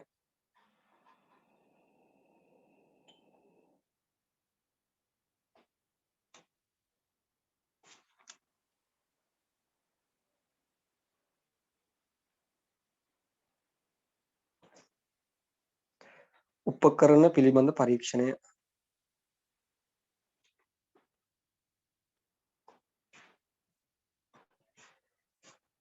හරි. ඔය මොකද්ද? මෙන්න මේකයි කතාව. දැන් මම අර ගත්ත උදාහරණයම ගන්නම්. ඔයාලා දැකලා තියෙනවද කවදාවත් ගාමන්ට් යන කෙනෙක් මැෂිමක් ගෙදරින් අරන් යනවා කරේ තියාගෙන. ඉදිකටු ටික නූල් ටික ගෙදරින් අරන් යනවා දැකලා තියෙනවද කවදාවත්? නෑනේ. ඇයි ඒ අවශ්‍ය උපකරණ සියල්ල සේවායෝජකයා සපයනවා. හැබැයි ඔයාලා උඩතරම් දැකලා තියෙනවා මේසන් වැඩ කරන කට්ටිය මල්ලක් එල්ලලා යනවා ඒකේ අර මේ මේසන් හැන්ද ඊට පස්සේ අර මට්ටන් ලීය ඊට පස්සේ ලෙවල් ලීය කියලා කියන්නේ නේද? ළඹය අන්න ওই ටික දාගෙන ඒ අයියාලේම අරන් යන්නේ එයාලට ඒ වැඩ කරන තැනින් ඒවා දෙන්නේ නැහැ. දැන් මම ගාමන්ට් එකක් දාලා ඒකට වැඩ ගන්නවා නම් කට්ටිය මම මහන්ට මැෂින් ටික ඒගොල්ලොන්ට දෙන්න එපාය. හැබැයි මගේ කැඩිච්ච බිත්තියක් නැත්තම් මගේ මොකක් හරි ඉදිකිරීමක් කරගන්න බාත් รู මයක් හදාගන්න මේසන් බාස් කෙනෙක්ට කිව්වට පස්සේ එයාට ඒකට ඕනි කරන හැන්දයි ඒකට ඕනි කරන මට්ටන් ලීයයි ළඹෙයි එයා මන් දෙන්න ඕනිද? නෑ. ඒවා අය අරන් ඉන්නේ. අපි ඕනතරම් දැකලා තියෙන ඒවා අරන් යනවා. නේ. වඩු වැඩ කරන කට්ටිය කියතක් බෑග් එකේ දාගෙන යත්තක් බෑග් එකේ දාගෙන ග්‍රිල් එකක් ග්‍රයින්ඩරයක් බෑග් එකේ දාගෙන අන්න එහෙමයි යන්නේ. එතකොට සේවකීන්ට වැඩ කරන්න අවශ්‍ය කරන උපකරණ සේවායෝජකයා ලබා දෙනවා නම් ඒ සේවකයෝ ආයතනික සේවකයෝ. යම් සේවකයෙක් වැඩ කරන්න අවශ්‍ය කරන ඒවා ගෙදරින් අරන් ඇවිල්ලා කරනවා නම් එයා කොන්ත්‍රාත් සේවකයෙක්. එයා කොන්ත්‍රාත් සේවකයෙක්. ඒක අමාරු කාර්ය මේ එකක් නෙවෙයි. හරි. ලියමු අපි ඒකත්. ලියන්න.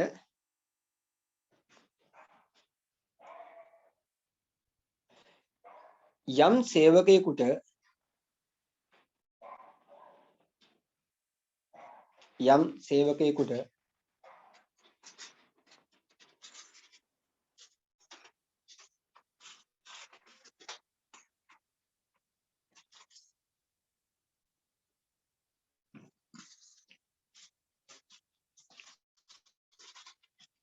වැඩ කිරීමට අවශ්‍ය කරන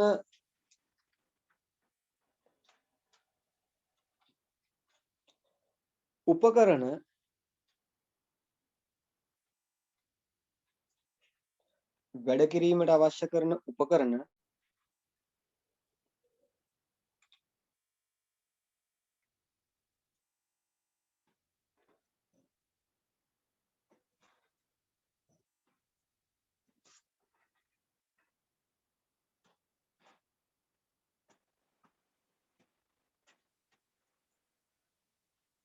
සේවා යෝජකයා විසින්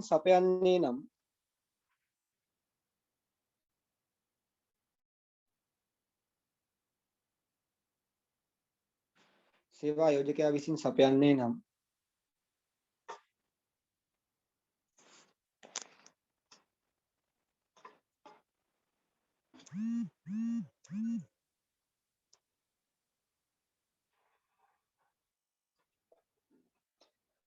එම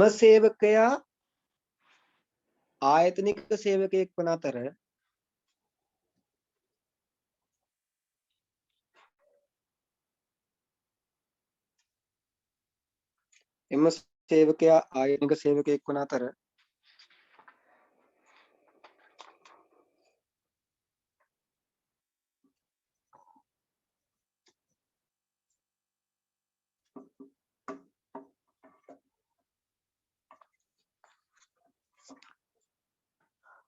අවශ්‍ය කරන උපකරණ තමන් විසින්ම සපයාගත යුතු නම්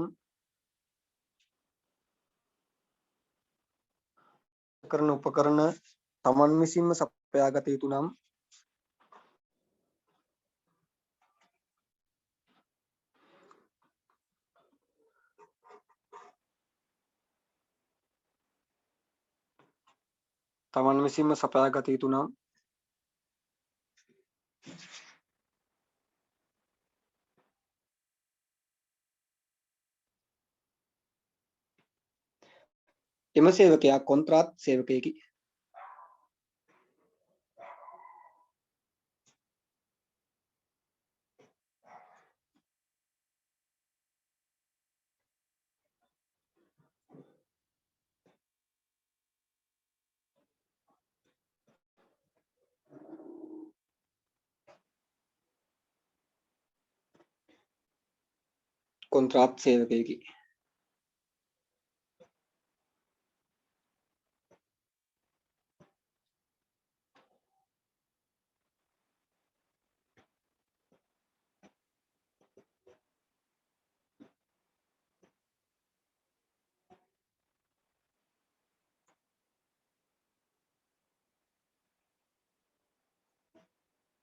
හරි.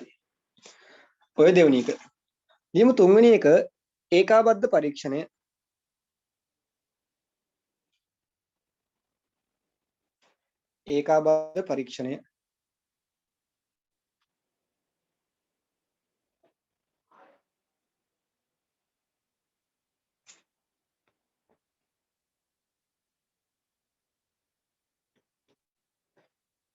මේකෙදි වෙන්නේ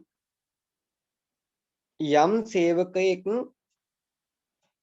වෙන් කරන්න බැරි තරමටම ව්‍යාපාරයත් එක්ක බැඳී ඉන්නවා නම් එයා ආයතනික සේවකයෙක් කියලා හඳුනගන්න එක. නමුත් ඒ ආයතනයෙන් එයාව වෙන් කරොත් ඉවත් කරොත් ඒකේ ආයතනයට ප්‍රශ්නයක් නැත්තම් එයා කොන්ත්‍රාත් සේවකයෙක් විදිහට සලකනවා. දැන් අපි අර ගත්ත උදාහරණෙම ගත්තොත් ගාමන්ට් එක මහන කෙනෙක් එතනින් නැති වුණොත් වෙන් කරොත් එතන ලොකු ප්‍රශ්නයක් මතුවෙනවා. ඒ කියන්නේ අනිවාර්යෙන් එතෙන්ට වෙන කෙනෙක් හරි දාන්න වෙනවා. එනේ සේවකයා ඒ කරන සේවයත් එක්ක එච්චරට බැඳී පවතිනවා. කලමනාකරු නැති වුණොත් එහෙම කරගෙන යන්න බෑනේ ගාමන්ට් එක. සේවකයෝ නැතුනොත් එහෙම කරගෙන යන්න බෑනේ. හැබැයි දැන් අර බාත්රූම් එක අතන්ට ආපු කෙනා අද වැඩට ආවේ නැහැ කියලා ගවර්න්මන්ට් එක වහනවද? නැහනේ. එයා නැහැ කියලා එච්චර ප්‍රශ්නයක් නෙවෙයි. අන්න එහෙම කරන පරීක්ෂණයට කියනවා ඒකාබද්ධ පරීක්ෂණය කියලා. ලියමු ඊළඟ මාතෘකාව ඒකාබද්ධ පරීක්ෂණය.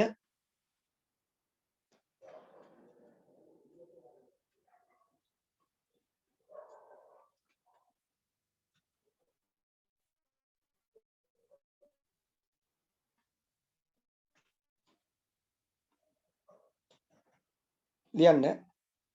යම් සේවකයෙක් ව්‍යාපාරයෙන් වෙන් කළ නොහැකි තරමට යම් සේවකයෙක් ව්‍යාපාරයෙන් වෙන් කළ නොහැකි තරමට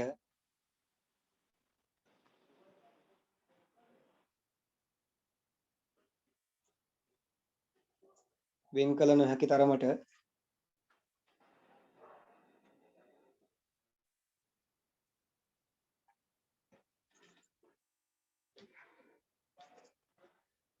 ව්‍යාපාරය සමග බැඳී පවතී නම්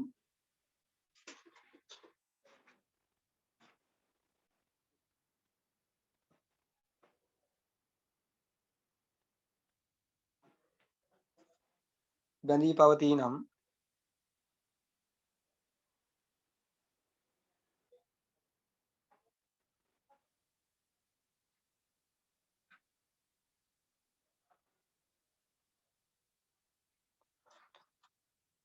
එම සේවකයා ව්‍යාපාරයේම කොටසක් එම සේවකයා ව්‍යාපාරයේම කොටසක් ලෙස සලකන්නේ නම්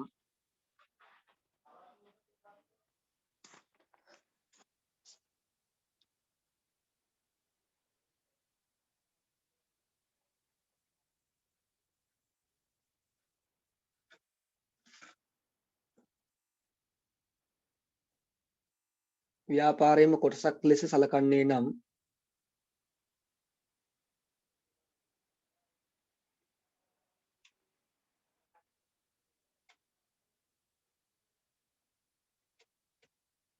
ඔහු ආයතනික සේවකයෙකි.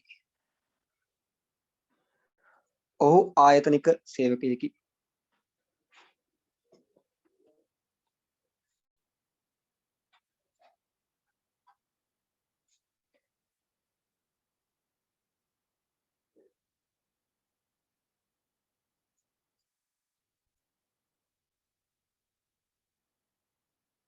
ඔහු සපයන සේවාව ඔහු සපයන සේවාව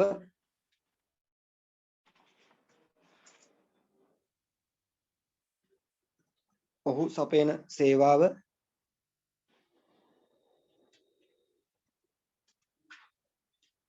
ඔහු සපයන සේවාව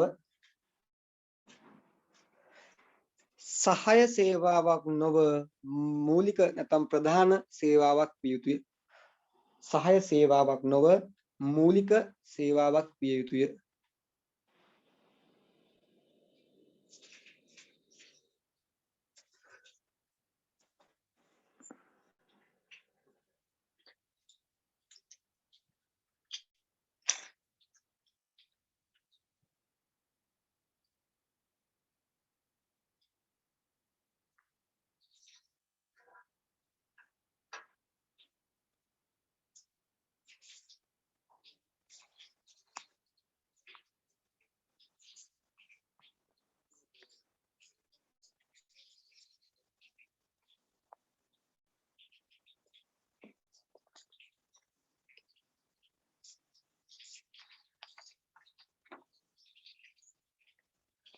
හරි.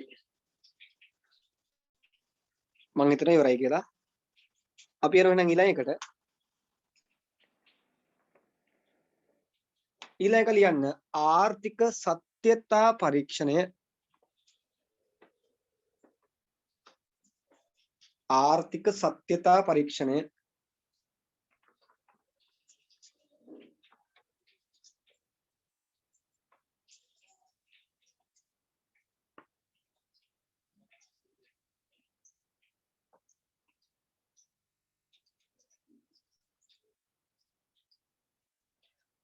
මේකෙදි වෙන්නේ යම් සේවකයෙක් වැඩ කරන්නේ තමා වෙනුවෙන්ම නම් ඒක කොන්ත්‍රාත් සේවයක්.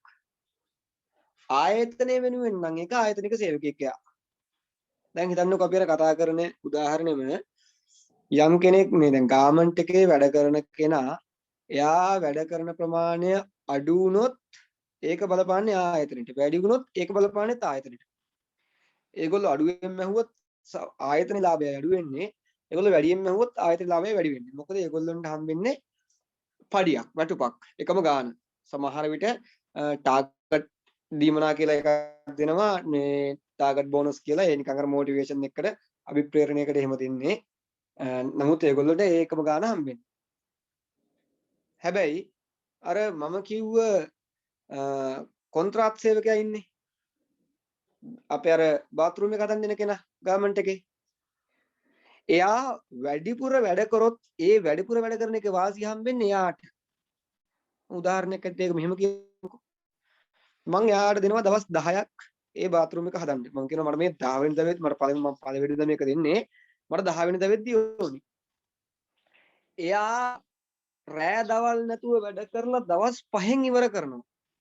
දැන් එහෙමයි කියලා මං එයාට දවස් 5ක වැඩ උපදීලා හරිනවද? නෑ. මම එකග වෙච්ච ගාන දෙන්න වෙනවා. මම ඒක හදන්න රුපියල් 20000ක් දෙන්න එකග වුණා නම් ඒකක වෙච්ච ගාන දෙන්නම වෙනවා. එයා දවස් 10න් ඕක හැදුවා නම් එයාට හම්බෙන්නේ 20000ම තමා. හැබැයි එයා දවස් 5න් හදලා ඉවර කරා නම් ඒ 20000 හම්බෙනවා. එයාට අර ඉතුරු දවස් 5 වෙන වැඩක් කරගන්න පුළුවන්. ඒක වාසිය එයාට යනවා. එතකොට එයා ඇත්තටම වැඩ කරලා තියෙන එයා වෙනුවෙන්. හරිද? ආයතන වෙනුවෙන් නෙවෙයි. එයා වැඩ කරලා තියෙන එයා වෙනුවෙන්. අපි තන ගාමන්ට් වල කෙල්ලෝ මේ මහද්දී මහන්නේ අර කියනවටනේ බයිනවටනේ කෑ ගහනවටනේ. මොකද ඒගොල්ලෝ මහාන එක වැඩි වුණත් අඩු වුණත් ඒගොල්ලන්ට හම්බෙන වැඩ එකයි. අර කොන්ත්‍රාත් සේවකේ අරක හිතන්නකෝ දවස් ගාණක් මේ පොඩ වැඩ කර ඇද හිටියොත් එහෙම මොකද වෙන්නේ?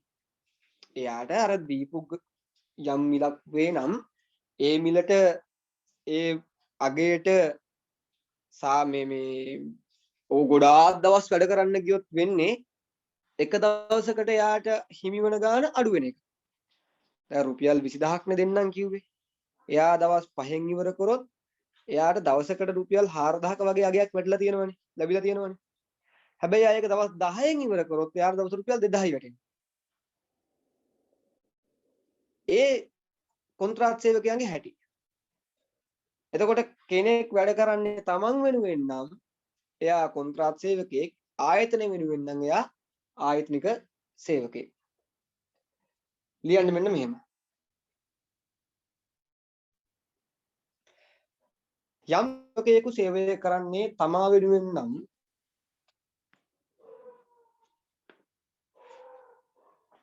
යම් සේවකයෙකු සේවය කරන්නේ තමා වෙනුවෙන් නම්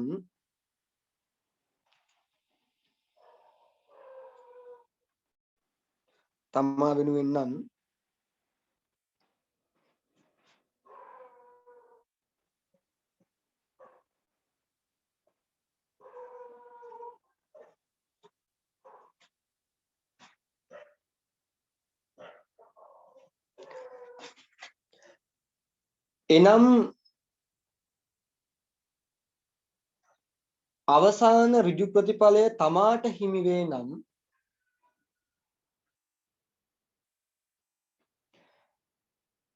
අවසාන ඍජු ප්‍රතිඵලය තමාට හිමි වේ නම්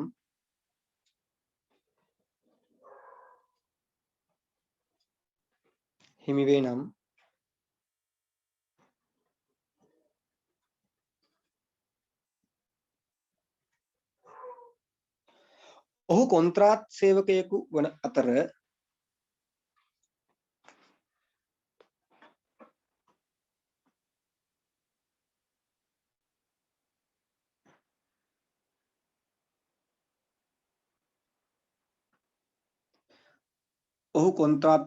වන අතර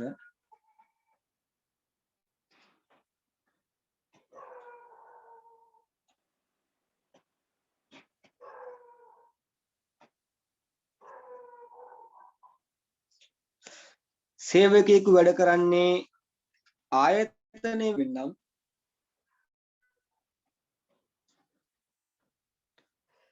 සේවකයෙකු වැඩ කරන්නේ ආයතනය වෙනුවෙන් නම්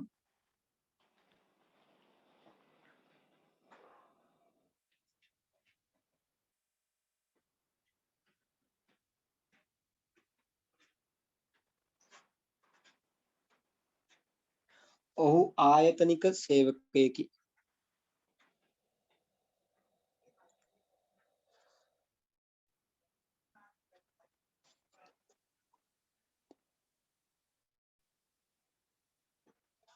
ඔහු ආයතනික සේවකයෙකි.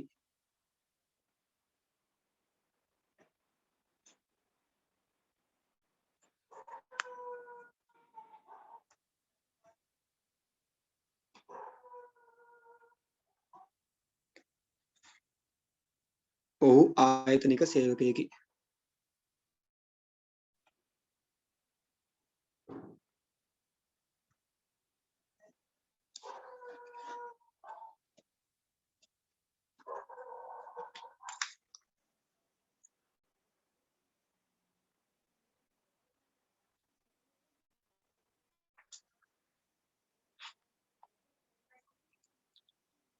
හරි. අපි ලියමු අවසාන පරීක්ෂණය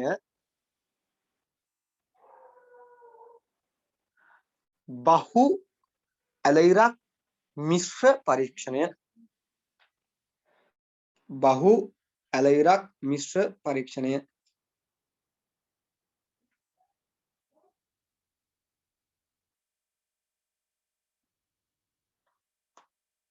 බහු ඇලයිරක් මිශ්‍ර පරීක්ෂණය.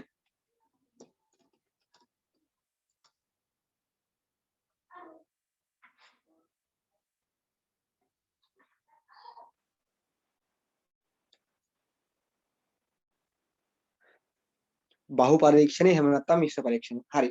ඕකේ කතාව මෙහෙමයි. ඕකෙදි වෙන්නේ අර අපි උඩින් කතා කරපු එක පරීක්ෂණ යොදා ගන්නවා වෙනුවට සියලු පරීක්ෂණ යොදා ගන්න සේවකයෙක් කොන්ත්‍රාත් සේවකයෙක්ද ආයතනික සේවකයෙක්ද කියලා තීරණය කළ යුතුයි කියන එක. ඒ කියන්නේ අර එකක් යොදාගෙන කොන්ත්‍රාත් සේවකයෙක්ද ආයතනික සේවකයෙක්ද කියලා බලන එකට වඩා යෝග්‍ය වෙන්නේ ඔක්කොම යොදාගෙන එයා කොන්ත්‍රාත් සේවකයෙක්ද ආයතනික සේවකයෙක්ද කියලා බලන එක කියලා. මේක විශේෂයෙන්ම අධිකරණයෙන් පිළිගන්නේ මෙන්න මේ පරීක්ෂණේ. අධිකරණයකින් පිළිගන්නේ මෙන්න මේ පරීක්ෂණේ. කියන අධිකරණයකදී යම් සේවකයෙක් කොන්ත්‍රාත් සේවකයෙක්ද ආයතනික සේවකයෙක්ද කියලා බලන්නේ අර පරීක්ෂණ සියල්ලම සලකලා බලන්න. අර එකකින් කියන්නේ නැහැ මේ ආයතනික මෙයා කොන්ත්‍රාත් කියලා. ඔක්කොම බල තමයි අධිකරණයෙන් කියන්නේ. එහෙනම් ලියමු මෙන්න මෙහෙම.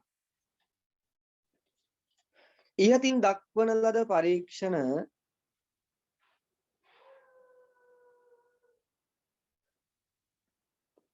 ඉහතින් දක්වන ලද පරීක්ෂණ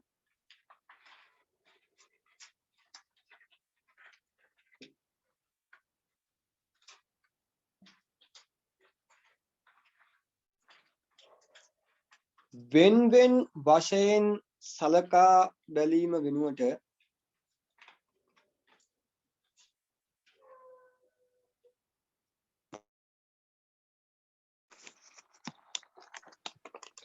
වෙන වෙන වශයෙන් සලකා බැලීම වෙනුවට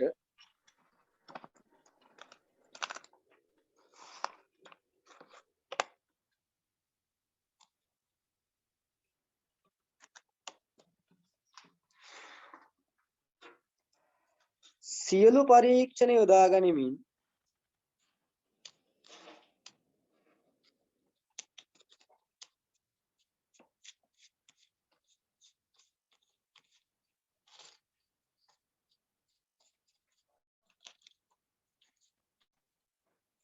සියලු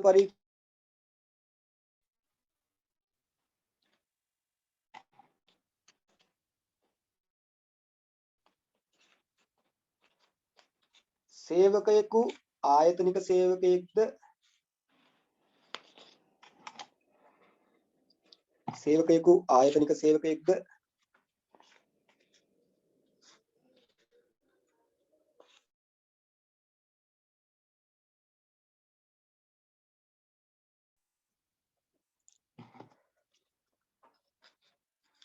කොන්ත්‍රාත් සේවකයෙක්ද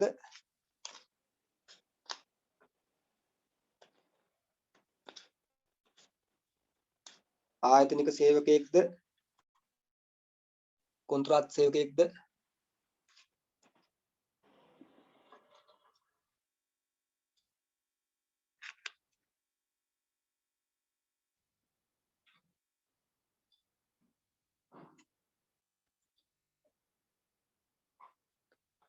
යන්න සලකා බැලීම මෙහිදී සිදුවේ.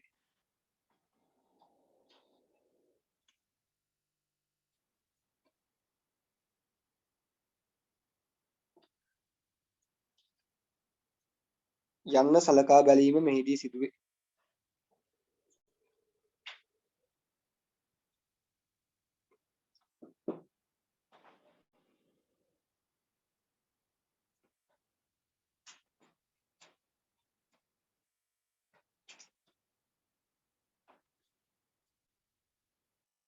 යන්න සලකා බැලීම මෙහිදී සිදුවේ.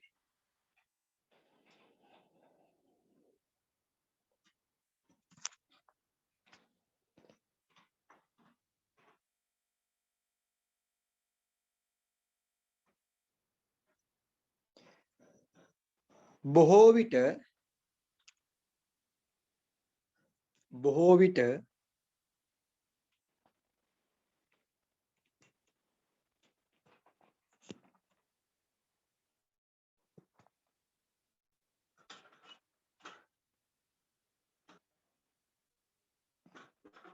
අධිකරණයෙන් පිළිගනුයේ අනුගමනය කරනුයේ මෙම ක්‍රමයයි.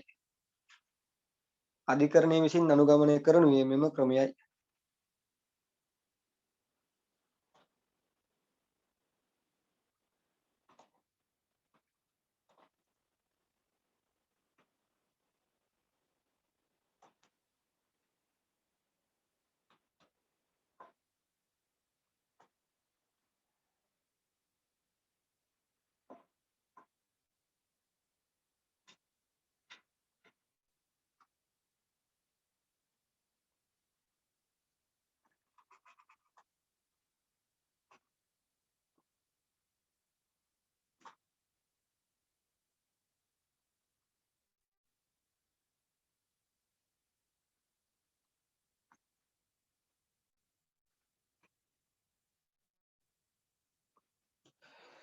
හරි රෙකෝඩ් එක නවත්තන්න.